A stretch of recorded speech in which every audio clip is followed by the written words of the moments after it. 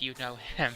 So definitely not Bounce Gyarados because it's not shiny. Yeah, the little known fact, the Bounce Gyarados is only available through an event where the Gyarados is shiny. So, if it is Bounce, then we need to have a talk with it. But I kind of think that Nick is going to go for a Tailwind here with that Whimsicott, as we saw in earlier rounds. Yeah, I see a couple plays coming out here. I can see that Whimsicott going for a Tailwind, and I can see Aerodactyl matching that Tailwind, or I see that Whimsicott going Taunt onto Aerodactyl to stop Tailwind and setting up Tailwind next turn. So it looks like Nick is going to withdraw that Garchomp and bring out Tapu Fini. Ooh, yeah. So that's not a bad play. I like Tapu Fini here. It has a good matchup against both these Pokemon. And we see the Gyarados retreating for Kartana. No scope lens. Yeah, there's I wonder if that's just a ploy to kind of distract. Yeah, I think it is scope lens. Wouldn't surprise me, but it looks like Tailwind was put up there. Was it put up by both sides? Yeah. It was. Yeah. So we see John Hughes in a little bit of an advantageous position. He has a Kartana against Tapu Fini. And he has an Aerodactyl outspeeding a Whimsicott, so he can always just go for flinches. Right. And he can also go for Skydrop if he has it. So that would be interesting to see. Well, we know that the Whimsicott has Prankster. Yes.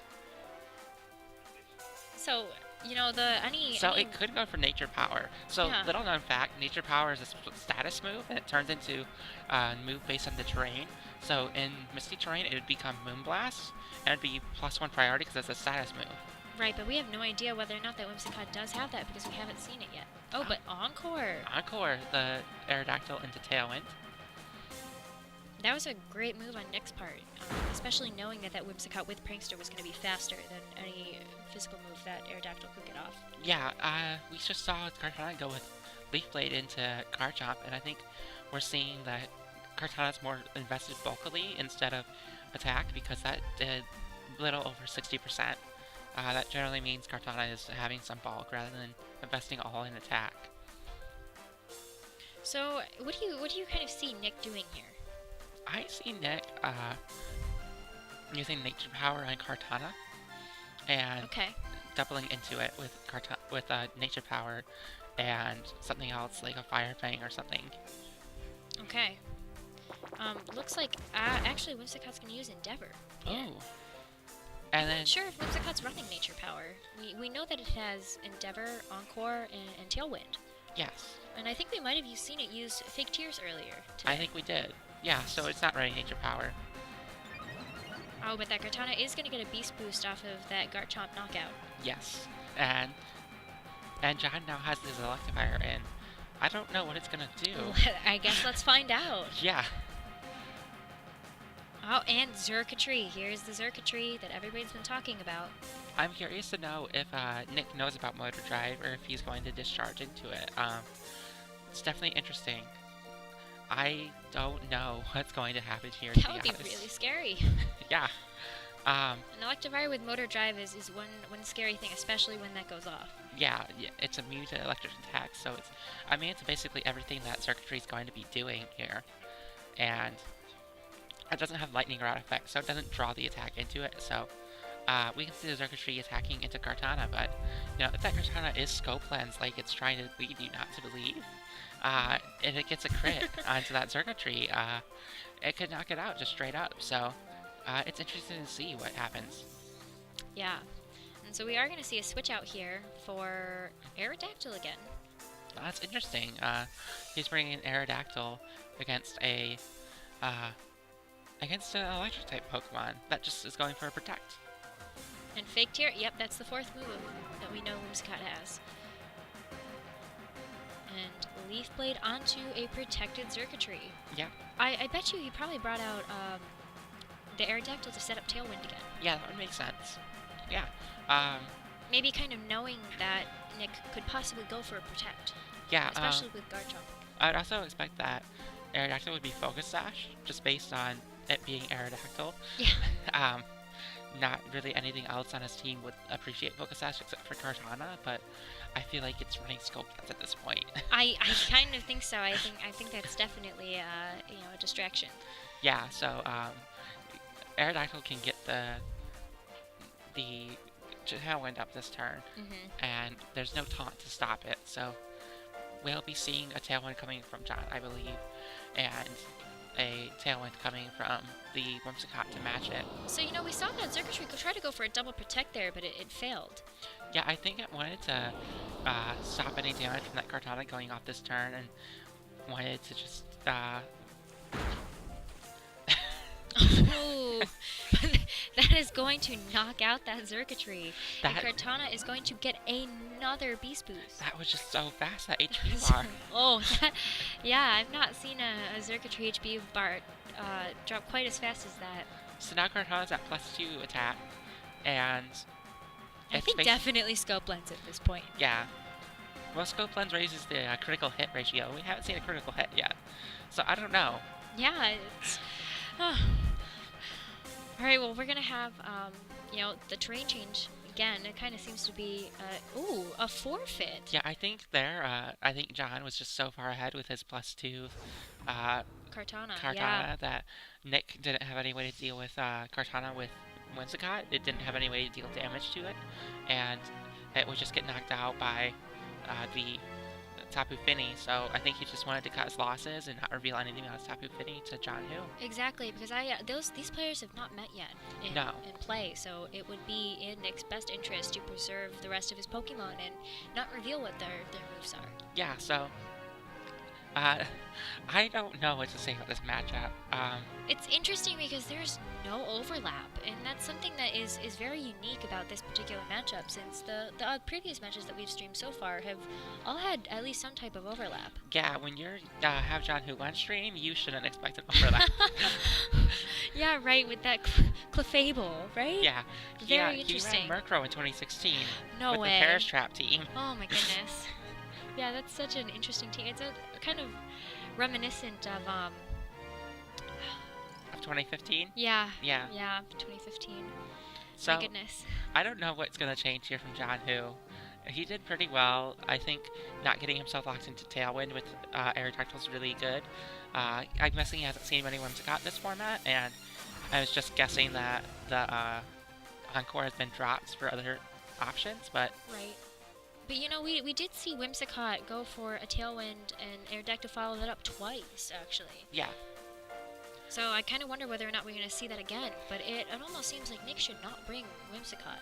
Yeah, or at least when Aerodactyl is on the field. Yeah, I think what Nick is doing here, he's leading Xurkitree and Oranguru. Yeah, we're gonna definitely see maybe a double discharge here. Yeah, I could see the discharge and and honestly, what a great setup for it, huh? Yeah.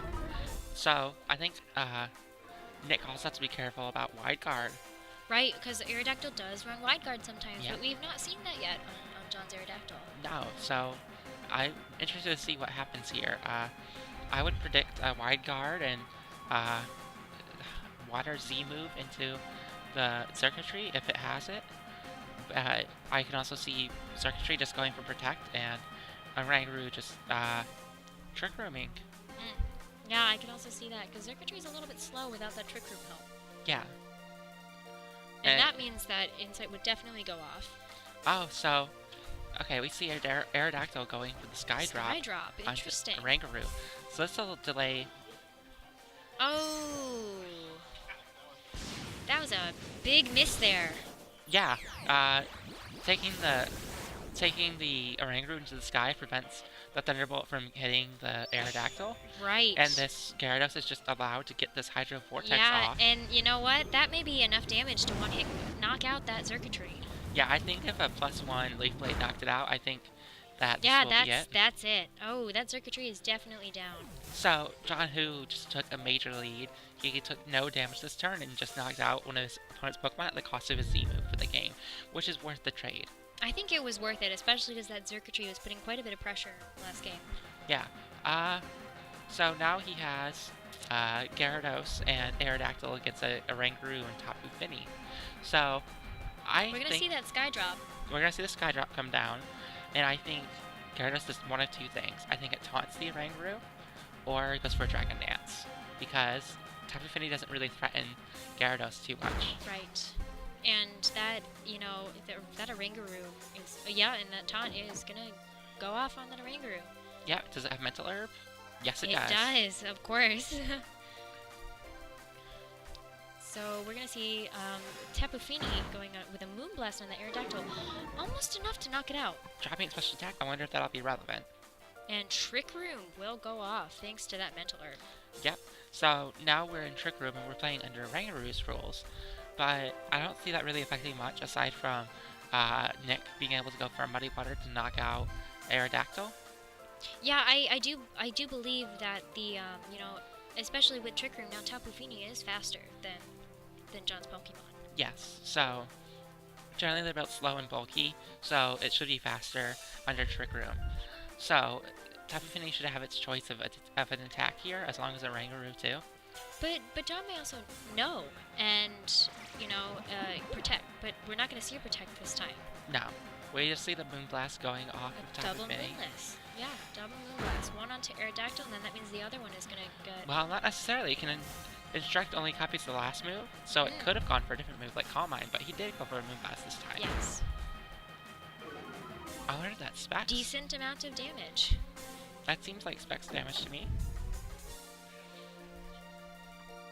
And then Oranguru is going to get taunted yet again. Yeah, you want to shut down Instruct, because that Instruct is like half the damage output from Nick's team right now. Right.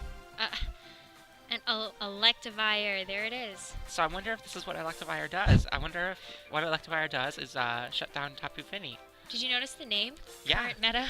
Yeah, I think he's trying to say, current meta, come at me, I beat you, so. Well, let's see what that Electivire does. We didn't really get a chance to see whether or not it was, Motor Drive? Motor Drive. Yeah, I don't know if Electivire has a hidden ability or what it is, but I think Motor Drive would be the only one that would be worth using.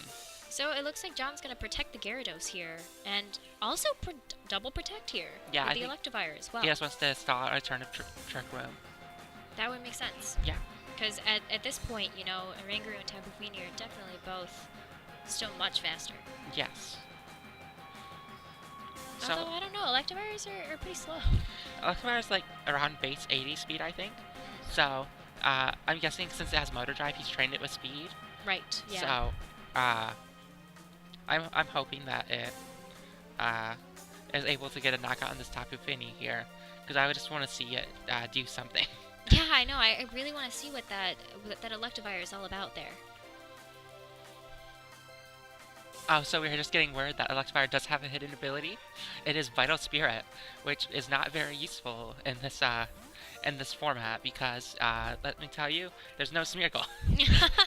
Yeah, Smeargle is definitely gone now. We saw it a lot in 2016, but yeah, not anymore. It was the poster child of 2016. Yeah, oh, yeah. Oh, so that Gyarados is going to go down there, and Electivire will connect with the Marowak. And damaged by recoil. Yeah. Surprise that didn't go for the Tapu Fini there. Yeah, I'm hearing murmurings around the room. Surprised that Marowak was not Lightning Rod. Yeah. So I kind of wonder now what that Marowak could be. I think it's Rockhead, like we said earlier. Right, yeah. So I'm curious if Nick has Bone Meringue on Marowak to knock out the Electivire. Right. That would be a really great Marowak can only knock out one of these two Pokemon here. So if John Hu plays it right, he will have... maybe protect one. Yeah, protect one that he expects to be knocked out.